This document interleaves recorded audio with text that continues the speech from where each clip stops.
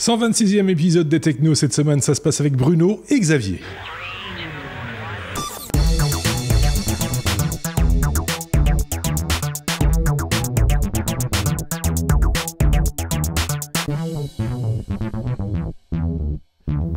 Premier épisode du mois de juin, c'est la saison qui se termine petit à petit, on va avoir l'occasion d'en reparler d'ici quelques instants avec entre autres Bruno, salut Bruno, salut. Et puis Xavier également, salut Xavier. Salut. On va reparler bien sûr de la fin de saison et de l'été en particulier puisque vous le savez on attend vos questions, vos réflexions, vos envies également d'épisodes hors série que nous pourrions éventuellement vous proposer durant les mois de juillet et août, donc il vous reste encore un petit peu de temps d'ici au 10 juin puisque nous enregistrons le 10 juin. Il vous reste un petit peu de temps pour nous envoyer un petit message, soit via la chaîne YouTube, soit en commentaire sur lestechno.be ou selon le cas, par exemple via le formulaire qui est également à votre disposition dans le blog, donc sur lestechno.be. Voilà, qui est dit. Justement, puisqu'on en parle, on peut parler un instant également du courrier des auditeurs de cette semaine, lié essentiellement au hors-série de la semaine dernière. On avait parlé avec Sébastien du Mobile Coverage Extender, un FemToSell à la mode belge, si je puis dire, puisque c'est l'opérateur Proximus qui propose cette option chez nous pour la somme de 5 € par mois, si je ne dis pas de bêtises. Et nos auditeurs français nous signalaient que chez Orange, en France, vous payez 20 € de mise en service et le FemToSell est en option gratuite accordée lorsque le réseau est sous le niveau 3G pour pouvoir passer vos appels, ce qui est assez pratique, effectivement, dans les campagnes, par exemple, ou encore dans d'autres lieux où il y a du bas débit. C'est plutôt pas mal, ça, effectivement. Je vois Xavier qui opine du chef de son oui. Effectivement, mais on a eu une deuxième réaction d'ailleurs de Cédric en rapport à ça. Oui, effectivement. Cédric et lui, c'était via la page Facebook. On n'a pas souvent des commentaires via la page Facebook. C'est bien de le signaler de temps en temps également qu'on a une page Facebook. N'hésitez pas à nous suivre via cette page également. 5 € pour augmenter la qualité du réseau pour lequel je paye déjà un abonnement. Je ne suis pas d'accord. De plus, je paye et mes voisins en profitent gratuitement. Oui, c'est un petit peu le principe. Et je suis un petit peu d'accord avec Cédric sur le coup. C'est vrai que c'est pas très équilibré. Ou alors, il faudrait peut-être, je sais pas, une option qui permettrait de limiter par exemple l'accès au FemToSell à certains numéros par exemple pour éviter justement que quelqu'un d'autre l'utilise gratuitement, ou on pourrait le monétiser à son voisin en disant tiens voilà, si vous voulez profiter de ma borne vous me payez la moitié de la connexion par exemple, je dis n'importe quoi mais on pourrait l'imaginer comme ça. C'est pas le cas actuellement, effectivement. C'est un petit peu la politique de Proximus ou des autres fournisseurs d'accès en général. On connaît maintenant les Proximus Phone, les VOO, Hotspot, etc. C'est dans l'intérêt du fournisseur de services d'étendre la qualité de son réseau, parfois aux dépens financiers de ses clients, mais c'est pas une ASBL, donc c'est une société privée. S'ils arrivent à faire payer ça et que les gens sont d'accord pour payer, ils auraient tort de s'en priver quelque part. Le problème, c'est le partage de cette borne avec n'importe qui. N'importe qui passerait devant la maison pourrait se connecter, aurait l'opportunité de se connecter. C'est pas comme un réseau Wi-Fi qui est sécurisé, voilà, effectivement. Là, on parle d'un réseau GSM, enfin data. Donc on peut être généreux, tout ce qu'on veut, mais c'est vrai que quand on est seul à payer, à un moment donné, ça va bien, quoi. Donc, finalement, il devrait peut-être y avoir un moyen technique de filtrer sur base de l'IMEI de certains appareils. Par exemple, il devrait y avoir cette possibilité-là, mais simplement déjà la simple idée peut-être, je ne sais pas, de faire payer un prix d'entrée, une mise en service, et puis que ce soit gratuit, intégré dans l'abonnement GSM ou de la connexion Internet.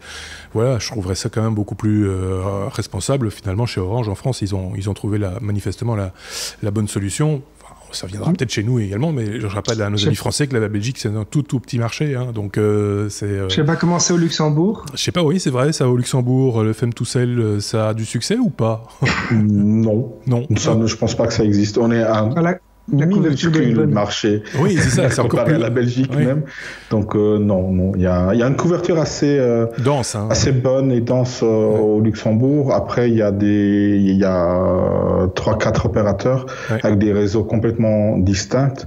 Donc voilà, ceux qui sont pas bien chez l'un, vont chez l'autre. Oui, c'est ça. C'est aussi simple que ça. Ceci étant dit, et c'était la réflexion qu'on avait eue, c'est pas parce que le réseau est dense que pour autant ça passe partout. Et là, en l'occurrence, c'était le cas de Sébastien, justement pour la petite histoire. c'est que chez lui, mais à l'intérieur, ça passe mal. Et donc là, quel que soit l'opérateur, ça pose problème, quoi. Oui. Non, j'ai quand même une autre expérience. J'avais le même souci dans une maison où j'habitais, et effectivement, ça dépend quand même aussi de la distance par rapport à l'antenne émettrice. Donc, si le signal est plus fort, il arrive quand même à passer certains obstacles. Et là, effectivement, ça peut se jouer quand même au niveau de l'opérateur. Mais effectivement, il vaut mieux avoir ce genre de technologie si on est vraiment bien protégé. Il paraît que quand on est juste en dessous de l'antenne, c'est pas toujours très top, en fait, parce qu'apparemment les rayonnements sont plutôt horizontaux, et donc quand on est en dessous d'une antenne, on n'en profite pas nécessairement de cette antenne qui est. J'ai un ancien collègue qui vendait des contrats pour placer des antennes, et il m'a dit: je préfère être celui qui a l'antenne au-dessus de son toit et qui touche l'argent plutôt que ce soit mon voisin, parce qu'alors là, tu prends les ondes au max. Oui, c'est ça. C'est quand tu es frontal, là, c'est encore autre chose, quoi. Bon, alors, oui. Ceci dit, il y a un petit message qui m'a fait bien rire aussi par rapport à ce hors-série qui nous a été envoyé par Cubignol. Oui. Il y a quelques minutes. C'est un message qui s'adresse peut-être à Seb. En fait, il nous dit qu'il a été très déçu quand il a entendu parler de l'extender, parce qu'il pensait que c'est Seb qui allait nous présenter sa nouvelle pompe à vide. Voilà. Donc Seb, si tu nous entends, voilà. Pas de commentaires supplémentaires. Je pense que mais merci beaucoup Cubignol pour cette remarque, cette information. Ça aura au moins fait rire 2 personnes dans l'équipe. Allez, 3. Bon, on peut entamer, si vous le voulez bien, notre abécédaire traditionnel. On était la lettre A. Ça commence par là. A comme Apple, c'est Bruno qui s'y colle, puisqu'on va parler encore de rumeurs, puisqu'on va parler de l'iPhone 8 et de ses dimensions qui ont été dévoilées, semble-t-il. Oui, on s'approche quand même de la WWDC, qui est la semaine prochaine, d'ailleurs. Semaine prochaine. Donc là, les rumeurs se confirment. On ne sait pas s'il y aura une annonce autour du prochain iPhone, on va dire iPhone 8. Mais en tout cas, il y a eu des fuites apparemment assez légitimes. Donc il y a le blogueur Benjamin Geskin qui a apparemment réussi à mettre la main sur les dimensions exactes de par des travailleurs sur la chaîne de production du nouvel iPhone. Et donc, le site iDrop News a repris ces informations-là pour faire des comparatifs au niveau des tailles d'écran, surtout taille d'écran par rapport à déjà l'iPhone 7 et l'iPhone 7 Plus. Donc, finalement, l'écran du nouvel iPhone se situerait, aurait une taille de 5,8 pouces. Donc, il serait plus grand que le 5,5 pouces de l'iPhone 7 Plus, mais par contre en dimension il serait à peine plus grand que l'iPhone 7, donc on aurait quand même une augmentation au niveau de la taille dans toutes les dimensions, d'ailleurs en hauteur, en largeur et en épaisseur. L'écran serait du type OLED et irait presque de bord à bord, donc comme on l'a vu sur le Galaxy S8 par exemple, un peu dans un autre site. Donc si vous allez sur le lien qu'on va vous mettre dans le commentaire de ce podcast, vous verrez un peu les comparatifs graphiquement, ce que ça peut donner. Il est précisé aussi donc il y aura bien entendu un nouveau processeur A11 qui sera intégré dans cet iPhone. Le Touch ID apparemment serait vraiment effectivement intégré à l'écran, donc pas déporté comme sur le Galaxy S8 à l'arrière par exemple, et qui aurait aussi donc de la recharge par induction, ce qui fait vraiment défaut à cela. Donc il y a eu d'autres rumeurs qui insistaient sur le fait que finalement un port sur un iPhone aurait tendance à disparaître complètement dans les prochaines années, puisqu'on ferait une recharge par induction, il n'y aura plus aucune raison d'avoir quoi que ce soit comme port, en rappelant qu'il n'y a plus de port jack de toute façon, et que les écouteurs, il y a tendance à aller de plus en plus vers du Bluetooth. Donc voilà, donc pourquoi avoir encore un port, hein. C'est un peu ça. Donc il y a aussi le comparatif qui visuel du nouvel iPhone par rapport au Galaxy S8 et S8 Plus. Donc il serait plus petit en hauteur que le Galaxy S8, mais bien entendu plus petit que le S8 Plus. Hein. Donc voilà. D'accord. À voir si on aura notre confirmation à WWDC ou pas. En tout cas, c'est une rumeur persistante parce que la semaine dernière déjà, je l'avais notifié également dans l'épisode 125, était apparu sur un site, je ne sais plus lequel, les tailles des moules qui servent à créer les coques des différents modèles, et l'information était, je pense, la même, parce qu'on était aussi sur un format de ce type-là. Donc, sans doute que ça va se confirmer, peut-être pas là maintenant, mais peut-être plutôt, c'est pas plutôt en septembre qu'il y a ce genre d'annonce sur les nouvelles sorties d'iPhone? Oui, normalement c'est plutôt en septembre, mais je pense qu'ils ont intérêt à laisser fuiter ou à donner quelques informations à la WWDC parce qu'ils sont en train de se prendre une petite raclée par rapport à la concurrence, et on va en parler d'un autre produit qui est sorti un peu plus tard dans le podcast.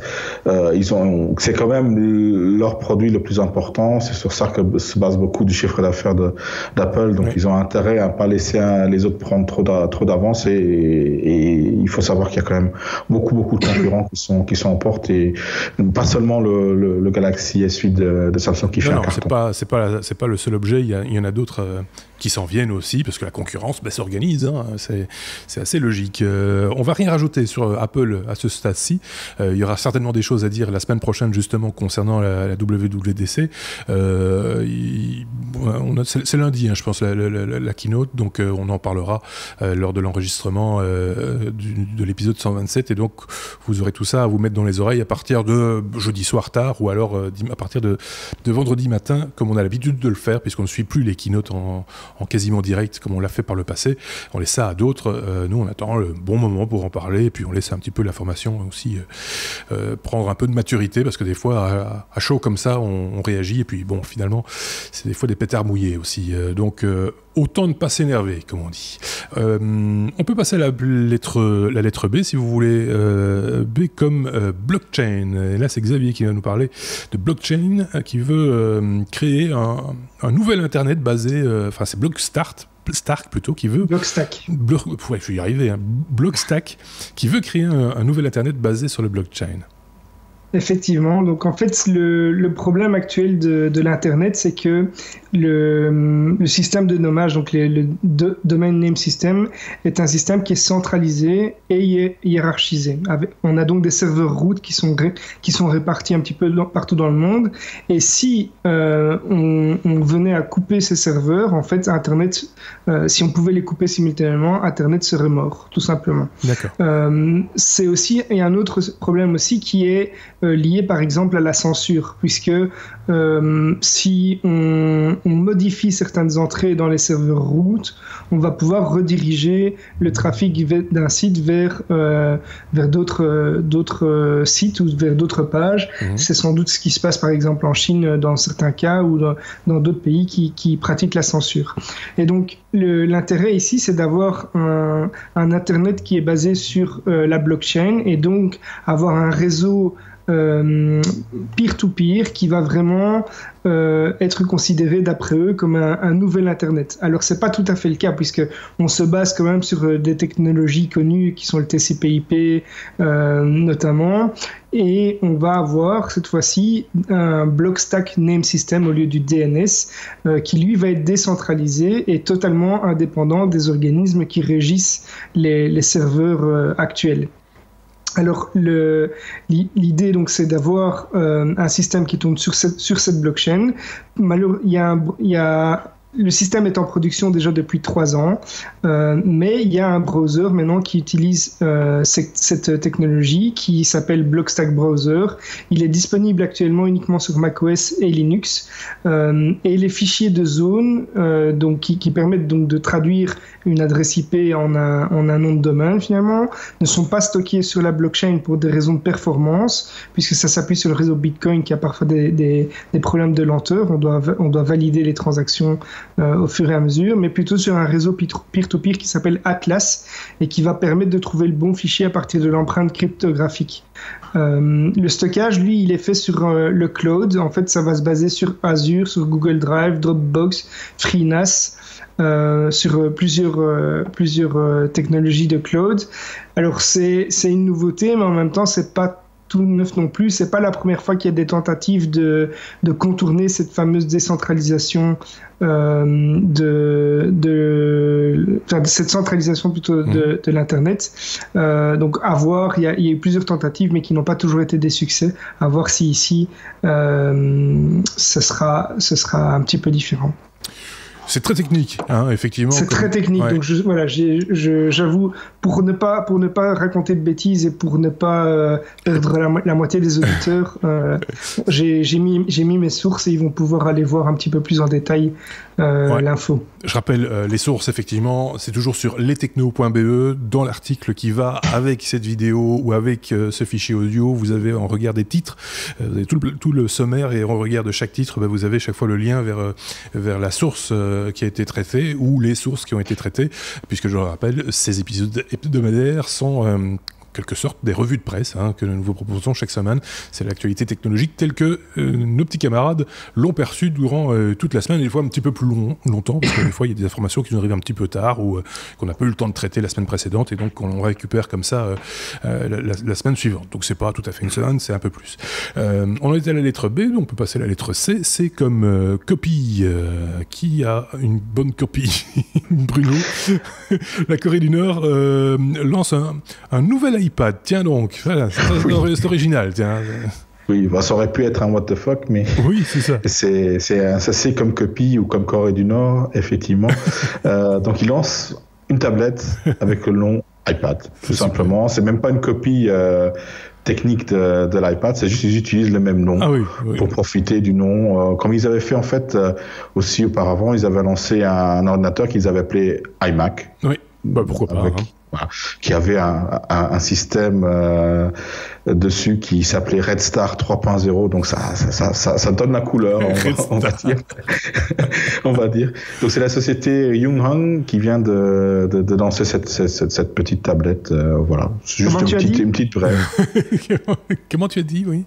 Yoonghang, voilà. On va encore se faire des amis en Corée du Nord. Mais je suis pas sûr qu'ils nous écoutent là-bas. Mais je pense pas que ça passe aussi loin.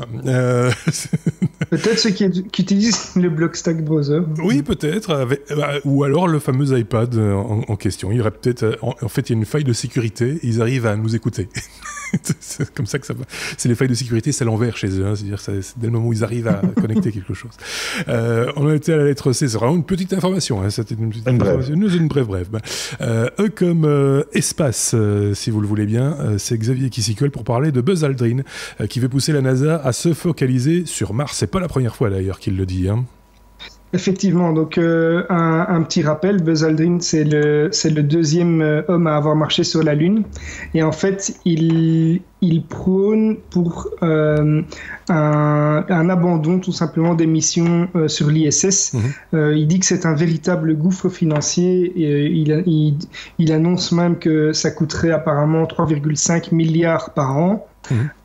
Et donc il dit que si on veut un jour marcher sur Mars, on a vraiment intérêt à investir dans d'autres recherches et à partir d'autres solutions pour se concentrer sur Mars. Alors il propose quand même des alternatives.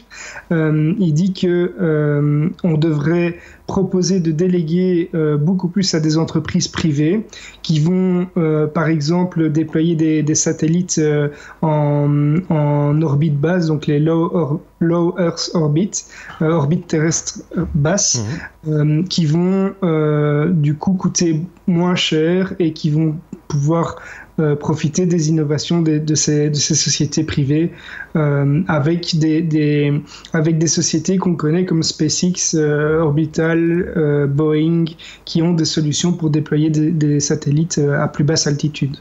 Alors, j'ai pas le visuel ici, mais Buzz Aldrin s'est promené tout un temps avec, on le voit régulièrement sur Internet avec un t-shirt avec marqué Move Your Ass to Mars, avec un détournement du logo de la NASA qui du coup est devenu non bleu, il est plus bleu, il est rouge avec marqué Mars dessus.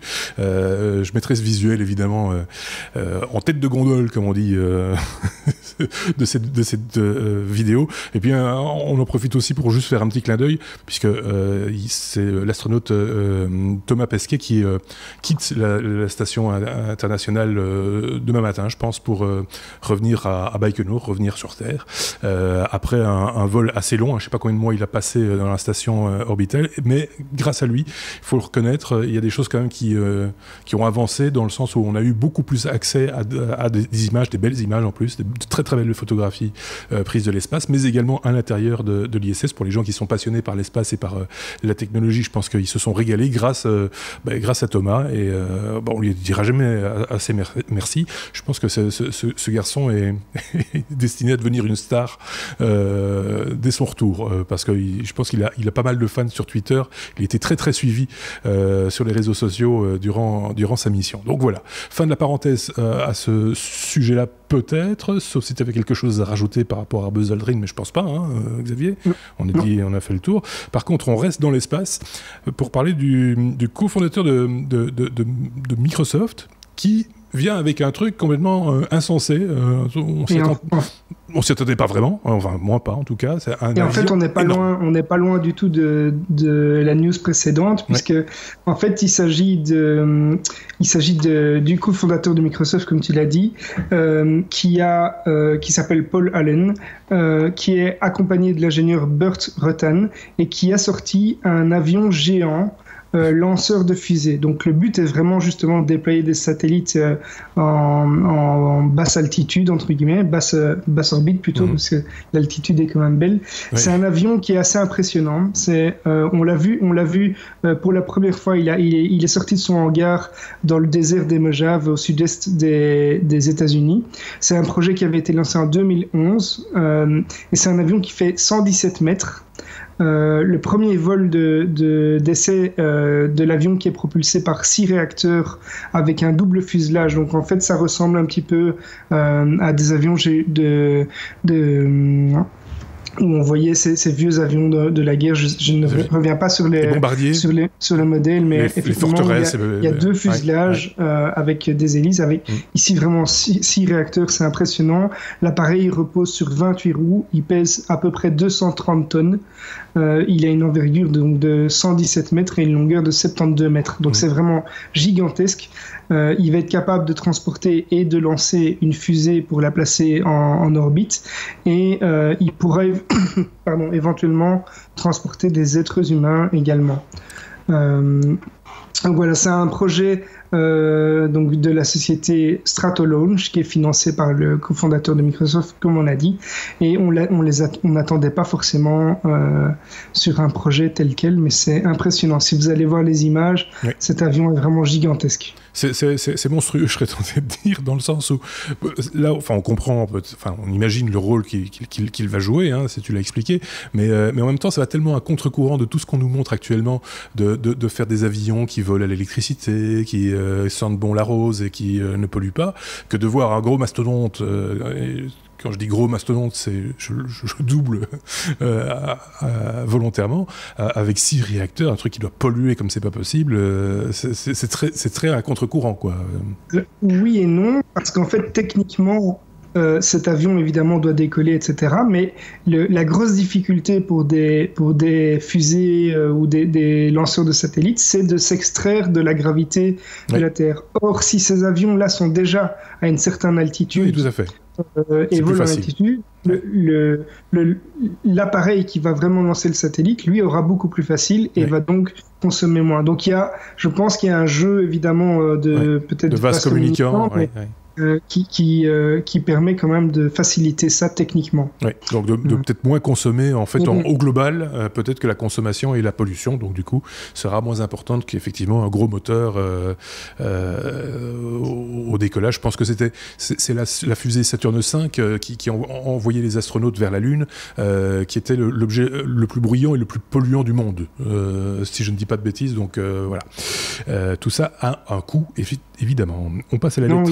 Ils vont être en compétition directe avec la société SpaceX d'Elon Musk. Donc c'est des grands comptes qui eux ont aussi des lanceurs de satellites qui vont pouvoir être réutilisables notamment. Ouais, tout à fait. On a déjà vu ça, on a déjà parlé ici aussi de ces fameuses ces corps de fusée qui redescendent à la verticale. C'est très impressionnant. Par contre, allez, on passe à la lettre.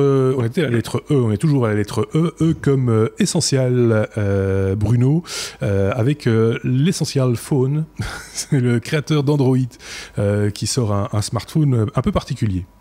Oui, je pense que ça va être une lettre qui sera récurrente un peu dans les prochains podcasts. C'est un nouveau venu dans l'hardware, on va dire. Donc, c'est la société Essential de Andy Rubin. C'est le père fondateur d'Android à la base, qui travaille chez Google, qui est sorti pour lancer cette start-up il y a quelques années. Et là, il sort ses premiers produits. Donc, il y a un des deux produits qui a été présenté. On va parler du deuxième ensuite. Donc, c'est son smartphone, qui est bien entendu basé sur un système Android, mais pas sur l'Android pur. Donc une version un peu évoluée avec une surcouche comme on le connaît de Samsung, LG et autres.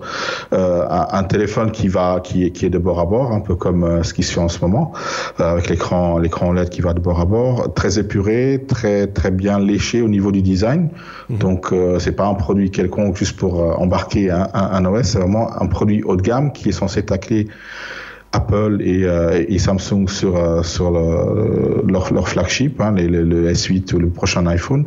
Il va sortir sincèrement aux États-Unis au prix de plus ou moins $700, donc qui est juste en dessous du prix des flagships de Samsung et d'Apple probablement, qui sera au même prix élevé de 800 voire $900.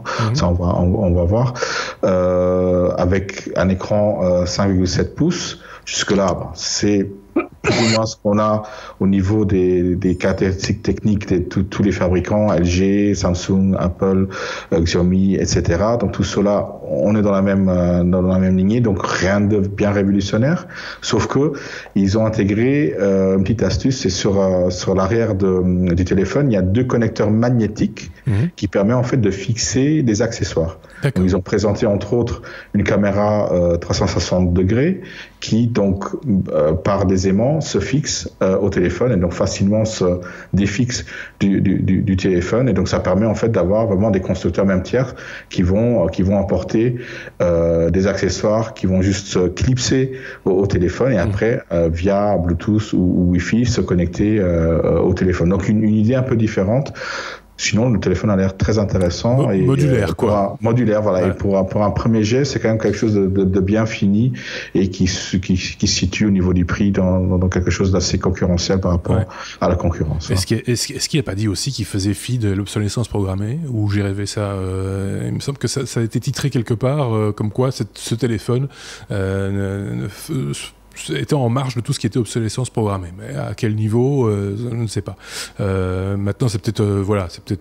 j'ai vu l'article comme ça, je vous l'ai dit, c'est une revue de presse, hein. J'ai pas dit que j'allais lire tous les articles non plus. J'ai vu le titre en tout cas, mais bon, on y reviendra si effectivement cet appareil est révolutionnaire, parce qu'au niveau du prix et de ce qu'il fait, bon, des appareils modulaires, on en a déjà vu aussi, ça n'a rien de très révolutionnaire, c'est ça que je voulais dire. Voilà, juste pour compléter donc les deux données techniques, donc il sera basé sur le processeur Qualcomm Snapdragon 835 qui vient de sortir, 4 Go de mémoire vive, 128 Go de stockage, une batterie de 3000 mAh, donc voilà, du haut de gamme, ça c'est clair. Pas de port jack, non plus, comme les iPhones, et par contre un connecteur type C. Oui, donc on va aller de plus en plus vers l'USB type C. Oui. Donc voilà, il faut s'y faire. Ça semble devenir le connecteur à tout faire, par excellence. Ça m'arrange. Et ça arrange plein de monde, très honnêtement. Je pense avec que, mon Nexus 5X. Oui, avec ceux qui ont du MacBook et sans doute peut-être demain du MacBook Pro. Tout ça est très bien organisé et ça suit son cours, on va dire, assez classique. On reste à la lettre E, on est toujours à la lettre E comme essentiel également, c'est pas le seul produit, tu l'as dit, Bruno. Oui, donc dans la foulée, il a présenté un deuxième produit, donc pour concurrencer le reste de l'industrie. Donc, Essential Home est un assistant vocal, donc comme l'Amazon Echo, comme Google Home. Voilà. La différence, c'est qu'il intègre un écran rond sur le dessus. Tactile, et que l'assistant, voilà, tactile bien entendu, et que l'assistant, il va plutôt de lui-même proposer des informations plutôt qu'attendre l'interaction de l'être humain. D'accord. Donc à voir comment ça va vraiment fonctionner. Pas de date, pas de prix de lancement, donc c'est pour l'instant plus au niveau de l'idée et du prototype. Mais bon, c'est quand même quelque chose d'assez intéressant. On part de plus en plus dans la partie science-fiction. Si l'assistant commence à nous parler et à nous dire quoi faire, voilà. Aujourd'hui, tu ferais bien une pizza, tiens. C'est par exemple. Pour ceux qui n'ont pas l'image, ça ressemble un petit peu au Nest. Oui, ça ressemble au Nest, mais coupé en biais. C'est un peu. Donc voilà, une fois de plus, une affaire à suivre. Et tu l'as dit, c'est manifestement un nouvel acteur dont on va parler encore dans les prochains épisodes et peut-être aussi la saison prochaine, puisqu'on y est proche.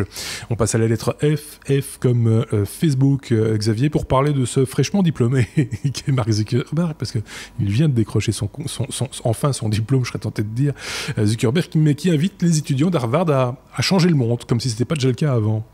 Effectivement, Zuckerberg, c'est le plus jeune, la plus jeune personne à avoir prononcé un discours d'ouverture à Harvard, où il avait fait ses études et où il y retournait finalement pour terminer et recevoir son diplôme. En fait, il a fait un discours d'une 30aine de minutes. Et il a parlé beaucoup de tout ce qui est changement climatique, donc tous les grands enjeux de l'humanité en fait.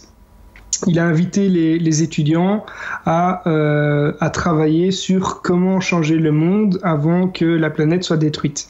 En gros, comment mieux voter au prochain changement climatique. Comment mieux voter aux prochaines élections, quoi. En gros. Voilà, c'est un discours qui était un petit peu orienté politique, effectivement, alors que c'est pas son habitude.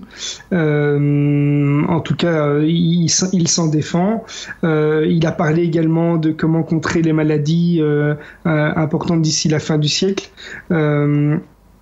Et sur comment créer et valoriser les communautés en ligne ou hors ligne. Donc voilà, c'est un petit peu hors des habitudes de Mark Zuckerberg de se prononcer sur ce genre de choses publiquement comme ça. Quoique voilà. De plus en plus, on l'entend en tout cas s'exprimer sur tout ce qui est la nature, la santé, l'écologie de manière générale, et avec un discours de plus en plus, on l'avait déjà noté avec Sébastien lors d'un précédent épisode, de plus en plus politisé, à croire qu'il se présenterait bien aux prochaines élections présidentielles américaines, ou en tout cas qu'il se positionnerait peut-être de manière plus efficiente lors d'une prochaine élection, si un candidat tente à lui plaire évidemment, ou si ce n'est pas lui. Il a parlé aussi du revenu, de son intérêt en tout cas pour le revenu universel. Oui. Qui rencontre un intérêt de plus important sur des grands noms du monde de la tech en fait. Oui. Donc là aussi une affaire à suivre. Enfin, c'était assez rigolo de voir Mark Zuckerberg 18 ans après avoir quitté Harvard recevoir son diplôme. C'était assez rigolo quand on pense ce qu'il est arrivé à faire en 18 ans. C'est quand même très très étonnant. Enfin voilà. Bref, on reste à la lettre F. F comme Flip, un projet Kickstarter, Bruno, assez sympathique. Oui, c'est en fait un contrôleur d'un autre genre pour je ne sais pas si vous connaissez le système Sonos. Je pense qu'on en a parlé plusieurs fois. On en a déjà parlé. On est quelques fans ici, donc dont moi, j'ai les enceintes connectées un peu partout. Donc les toilettes, la salle de bain, voilà, la cuisine, partout. Donc Sonos, on aime bien.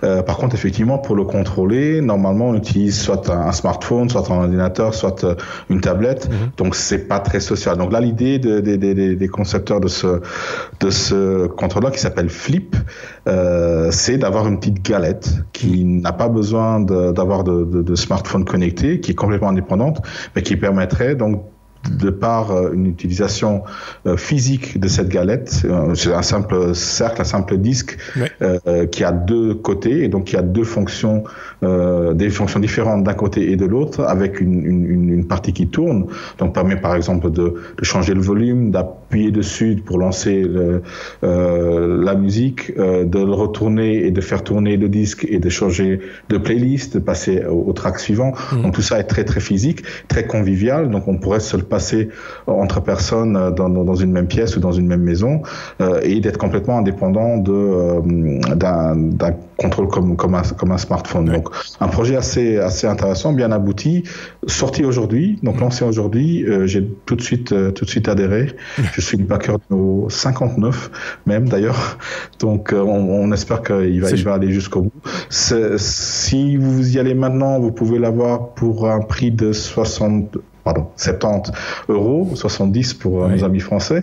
Après, il va passer à 99 ou 99 €. Donc voilà, ceux qui ont un Sonos ou, je le précise, des enceintes connectées à Spotify, par Spotify Connect, pourront en profiter. Donc tous les assistants personnels comme Google Home, Amazon Echo, probablement tous les nouveaux qui vont arriver, seront contrôlables avec cette galette pour la partie Spotify, mais aussi toutes les enceintes qui utilisent le système Spotify, comme les enceintes de Bang & Olufsen et autres. Quand tu parles de cette galette, de ce disque, cet objet, c'est une espèce de télécommande en gros. Il y a un récepteur, donc il va avec. Techniquement, ça se passe comment Voilà, il y a une base qui, elle, sera connectée au réseau Wi-Fi, forcément, mais qui est connectée un peu. C'est une bridge, un peu à une passerelle à l'idée de ce qu'on trouve pour les lumières, pour la domotique, par exemple.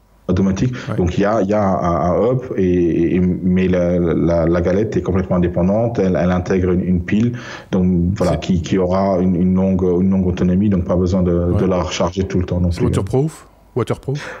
Ça, c'est pas précisé pour l'instant. C'est pas mal parce que j'ai parlé de la salle de bain, de la cuisine, des toilettes, c'est les pièces d'eau, donc c'est toujours quand même pas mal. C'est ce genre d'endroit. Mais non, sans rire, quand on va dans la salle de bain, par exemple, le matin, on va se raser, on va prendre sa douche, machin, etc.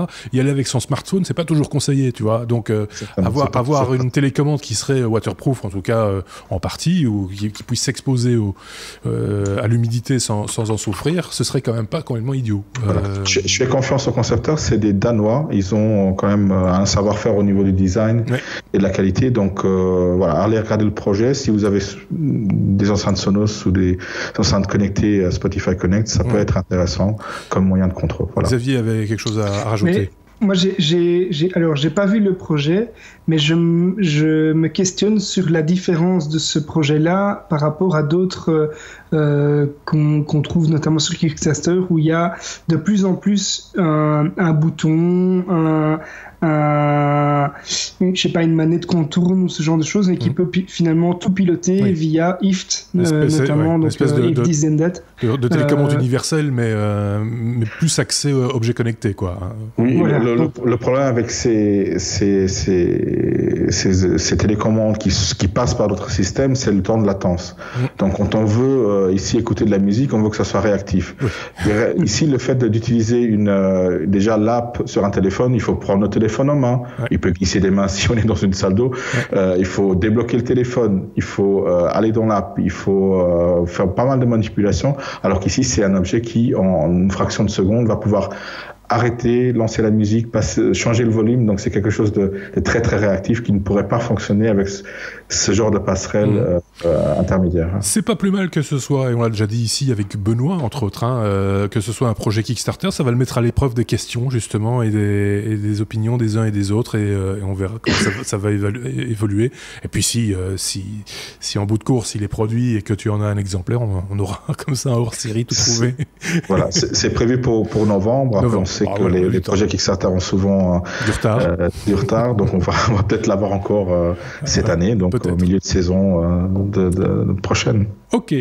On passe à la lettre H comme hardware, Xavier, pour parler de Sena Sleep. C'est un casque pour mieux dormir. Il faut que tu nous expliques comment ça marche.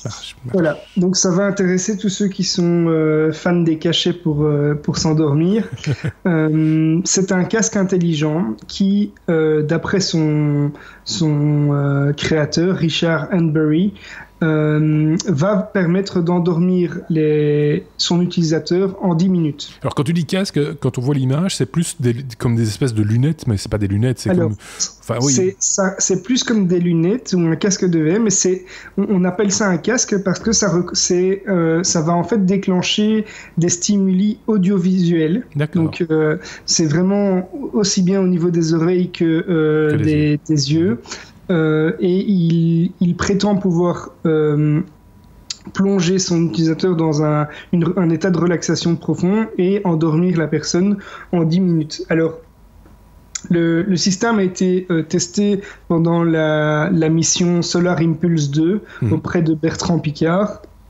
L'essai apparemment était assez concluant. Ils vont commercialiser le produit à un prix d'environ $400 et le produit devrait être disponible au second trimestre. Mais il explique quand même que pour que ça fonctionne, il va falloir que le casque apprenne un petit peu les réactions de son utilisateur et que ça nécessitera au moins 5 utilisations d'affilée pour calibrer cet outil. Ouais. Si ça marche, il y a plusieurs personnes qui pourraient se faire quitte de médicaments. Ouais. Je suis un petit peu sceptique, mais non, c'est quand même connu. J'ai vu des instituts où il y a des enfants un petit peu en difficulté, etc., où on les stimule vraiment visuellement et par des sons.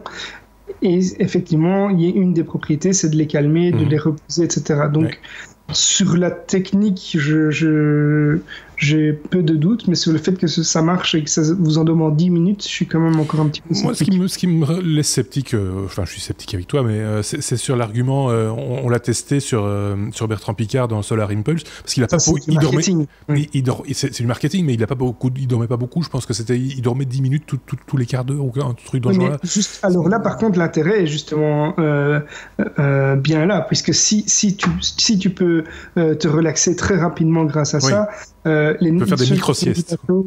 Ceux qui font du bateau, des traversées, etc. En solitaire. Ici, il y a un intérêt. Mais non, est-ce que ça a marché ? Est-ce que ça a été bien testé ? Moi, je dis, si c'est pas des médocs, enfin, si c'est du médoc, ça c'est dommage de s'en priver. Mais si c'est pas des médocs, je pense que c'est plutôt pas mal d'essayer, effectivement, de ne pas se shooter aux médicaments, quoi, et d'essayer une solution qui pourrait être celle-là. Et voilà, il faut le tester. Pas de dépendance. Voilà. Et, a priori, il ne devrait pas y avoir de dépendance. Ouais.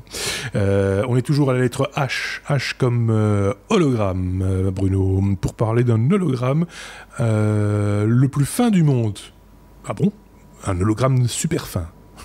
Oui, en fait, on parle de finesse d'hologramme comme on parle de résolution d'un écran. D'accord. C'est un peu ça. Donc là, ils ont réussi des chercheurs chinois et australiens ont réussi à mettre au point un hologramme d'une taille d'un millième de cheveux humains, donc qui est quand même très très très fin. Et cette technologie-là permettrait effectivement aussi, point de vue légèreté des données, de pouvoir être traitées par des appareils tels des smartphones.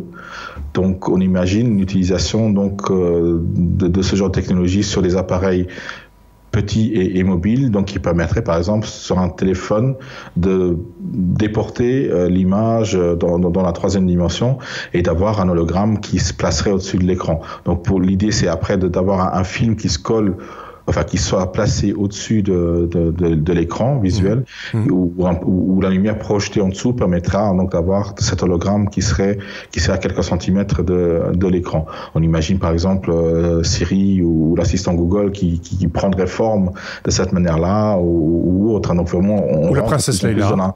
Princesse Leila, oui, qui est l'actrice d'ailleurs décédée il y a quelques mois.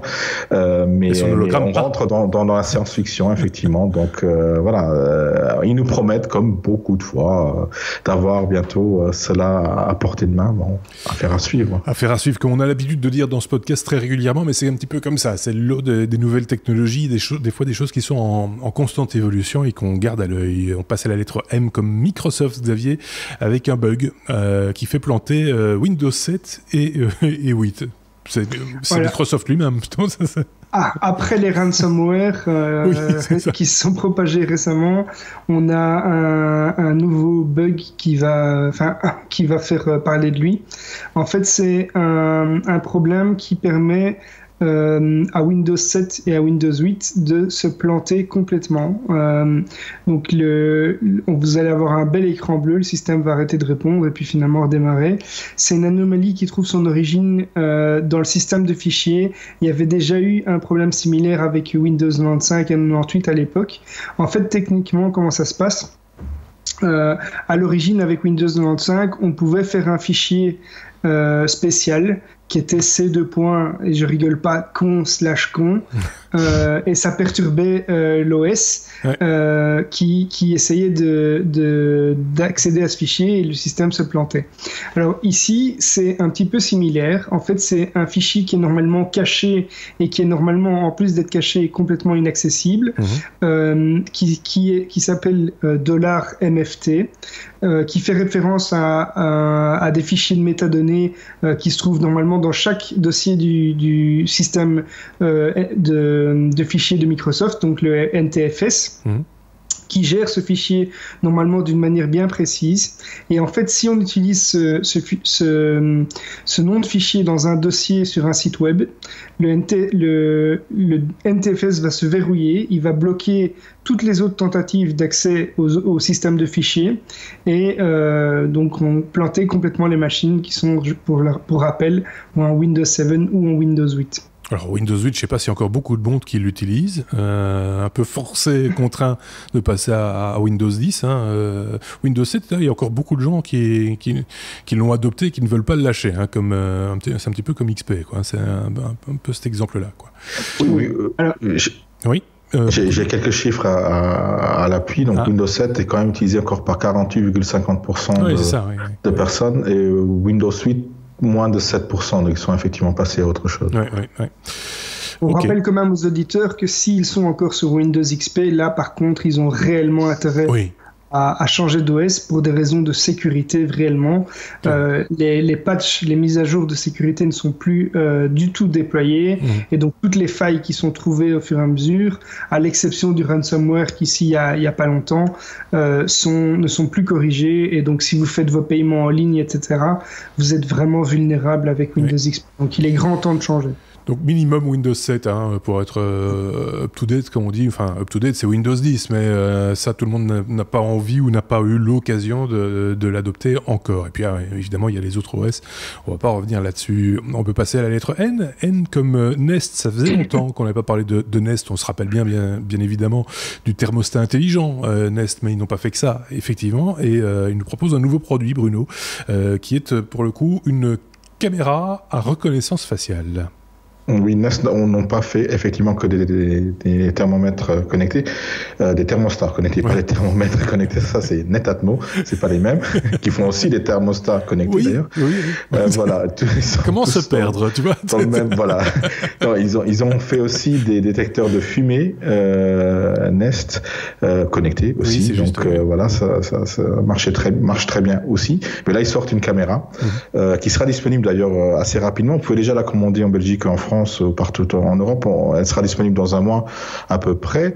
Il faut rappeler que Nest, par contre, a été racheté par Alphabet, donc la maison mère de Google, et que à juste titre maintenant ils vont utiliser donc une technologie qu'utilise Google dans Google Photos par exemple aussi, c'est la reconnaissance faciale, donc les mêmes algorithmes de reconnaissance de visage qu'utilisent beaucoup de produits Google seront utilisés par cette caméra-là. C'est une caméra 4K qui n'enregistre ou qui ne capte pas toujours en 4K, mais quand elle voit qu'il y a un nouvel individu, un nouveau visage dans son champ de vision, elle va zoomer sur ce visage-là pour permettre aux algorithmes de bien reconnaître, bien travailler, et via des services d'abonnement. Ah oui, il va falloir payer tous les mois pour avoir des alertes sur votre app, sur votre smartphone, quand il y a quelqu'un de connu ou pas connu qui sera capté par cette caméra-là. La caméra, elle sera vendue au prix de 349 € quand même. C'est le prix des autres caméras aussi. Bon, Nest fait quand même de très très bonne qualité, et si ça sera connecté avec le reste des appareils Nest, on peut partir du principe que ça va, par exemple, si vous rentrez à la maison, mettre le chauffage à telle température. Si c'est votre femme qui rentre dans le salon, on va augmenter de 3 degrés la température de la pièce. Et allumer le chauffage dans la salle de bain, voilà, par exemple. Non, mais c'est vrai, tout ça peut s'intégrer relativement simplement. Est-ce que c'est leur volonté? Ça, c'est l'avenir qui nous le dira. Mais tu parlais de Netatmo, par exemple. Netatmo a également un produit caméra de surveillance, même plusieurs, me semble-t-il. Une extérieure sortie assez récemment et une intérieure avec reconnaissance faciale, si je dis pas de bêtises. C'est juste. Donc, c'est pas un produit tout à fait nouveau technologiquement. Ce qui est nouveau, peut-être, c'est effectivement l'adéquation avec et l'intégration de solutions qui sont liées à Google, enfin à Alphabet, qui peuvent être peut-être intéressants. Il faut voir sur le moyen terme ce que ça va donner. Exactement. Je sais pas si Xavier avait un truc à rajouter là-dessus. Non, mais ils sont vraiment en train de créer un vrai écosystème. Ouais. C'est ça le but de Google, c'est de créer un écosystème autour de la maison connectée. J'imagine que ça va aller de pair avec Google Home, que ça va se parler, ces choses-là. Tout à fait, oui, bien sûr. Voilà. Ouais. Affaire à suivre là aussi, évidemment, parce que la domotique et les objets connectés, on aime bien, ça c'est sûr. On passe à la lettre V comme VLC. Xavier, avant d'attaquer cette information, je tiens à signaler que quelqu'un avait commenté le 125e épisode ou 124e épisode où on avait parlé de ce problème de sous-titrage malveillant qui pouvait laisser passer des virus ou des commandes en tout cas malveillantes par le biais d'applications telles que VLC, et il me semble avoir vu, je pense que c'est sur informaticien.be, que quelqu'un a commenté l'article en disant ça a été très vite patché, même avant même qu'on enregistre, on ne le savait sans doute pas à ce moment-là, que VLC avait proposé très rapidement un patch pour éviter justement ce type de mésaventure. Voilà pour la parenthèse. Si, on avait précisé que VLC... Kodi avait déjà sorti des patchs. Il y avait juste, mais VLC, je pense qu'on n'était pas sûr, ou enfin c'était imprécis. C'était Popcorn Time notamment qui avait sorti un patch, mais qui n'était pas encore publié. Oui, mais ici je parle de VLC, donc voilà, l'information qui avait été communiquée par l'auditeur est exacte. Mais il s'agit d'autre chose ici, Xavier. VLC qui n'est pas d'accord, enfin qui n'aime pas en tout cas certains types de codecs. Alors, VLC, c'est un logiciel libre qui permet de consulter tout ce qui est vidéo, son, etc. Il a le gros avantage de ne pas devoir utiliser de codec. En tout cas, l'utilisateur ne doit pas installer de codec. Ça lit à peu près tout ce qui est lisible actuellement. Mais l'association Videolan, qui est derrière VLC, a décidé, en plus d'apporter son soutien à un codec libre et gratuit, un nouveau format qui est un format récent qui est l'AV1.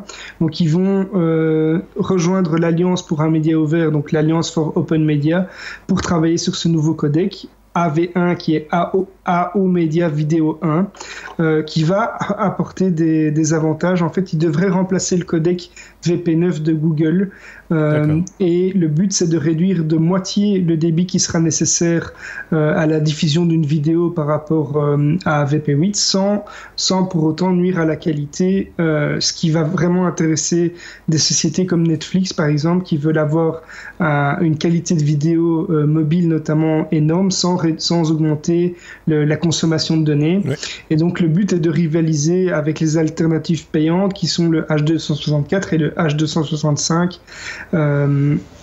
pour ça. Donc c'est une belle initiative encore de cette société qui a un super logiciel que je recommande vraiment à tout le monde, à la place de tous les autres. Bonne nouvelle pour tous ceux qui ont à la maison un compagnon ou une compagne qui, par exemple, regarde des vidéos en 4K au moment où vous avez besoin de bande passante. Exactement. Ça permet de continuer à faire du streaming de qualité tout en regardant des films en 4K. Alors je dis ça en rigolant parce que c'est la mésaventure qui nous est arrivée juste avant de commencer à enregistrer où notre ami Xavier laguait un petit peu, manifestement un petit problème de bande passante, et son épouse était en train de regarder un film en 4K à ce moment-là. Donc voilà, c'est quelques limitations quand même technologiques dans toute cette histoire. Ce qui n'est pas toujours le cas de tout le monde. Par exemple, lui, il est seul.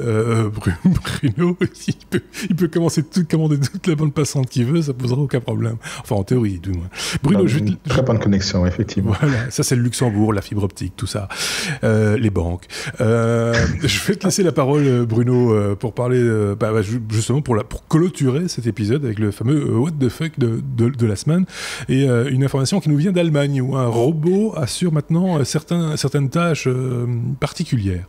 Oui, je vais me faire des amis, je pense, effectivement, parmi tous ceux qui sont dans la religion, qui sont religieux, protestants ou pas. Tous les gens qui ont des amis imaginaires. Voilà. Tu vas te faire des amis aussi. Voilà, ça c'est fait.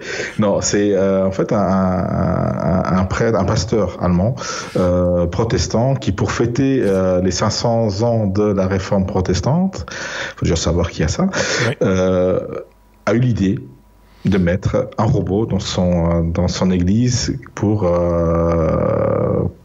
prêcher. Oui. Pour donner la bénédiction, pour être précis. Donner la bénédiction, etc. Et ça en 5 langues différentes quand même. C'est pas mal. Donc apparemment les fidèles n'apprécient pas trop. Ah bon. Les touristes qui passent trouvent ça très intéressant par contre. Donc mais bon, l'idée c'était vraiment de s'ouvrir au débat. Est-ce qu'on peut mettre la technologie au sein d'une église? L'idée en soi n'est pas mauvaise. Après, je vous invite à aller voir le lien. Le robot a quand même l'air très très méchant. Et il a pas l'air sympa. Je veux dire,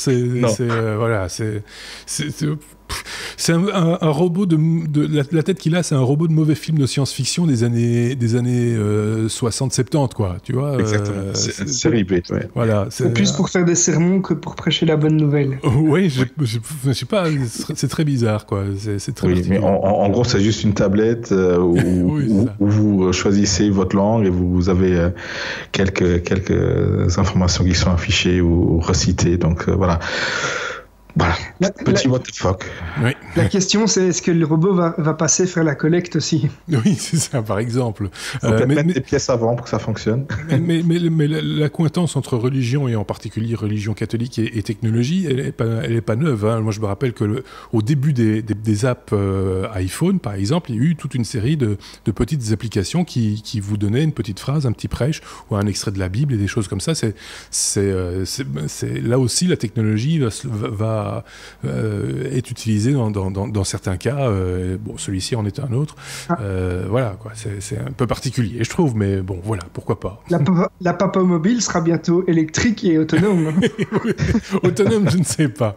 J'ai un petit doute là-dessus. Mais électrique, ça, il y a de fortes chances, oui. Elle sera pas dirigée par le Saint-Esprit? Ah non. Enfin, peut-être. Sur les voies du Seigneur qui sont impénétrables, évidemment, comme toujours. Voilà, pour clôturer donc cet épisode, on va s'arrêter là parce que sinon 126e épisode, celui du 1er juin. Merci de nous avoir suivis, merci de nous avoir écoutés. N'hésitez pas, vos questions en regard de cette vidéo sont les bienvenues, vos réflexions également, et puis n'oubliez pas également ce qu'on vous propose pour cet été, donc c'est hors série consacré au sujet que vous nous proposez, aux questions que vous nous posez. N'hésitez pas à le faire. Il reste encore quelques jours avant que nous bouclions ce programme et que nous l'enregistrions d'ici quelques jours. Merci à Bruno. On va se retrouver la semaine prochaine avec le même duo, donc Bruno et Xavier, pour le 127e épisode. Ce sera la semaine prochaine. Passez une très très bonne semaine. À très bientôt. Au revoir.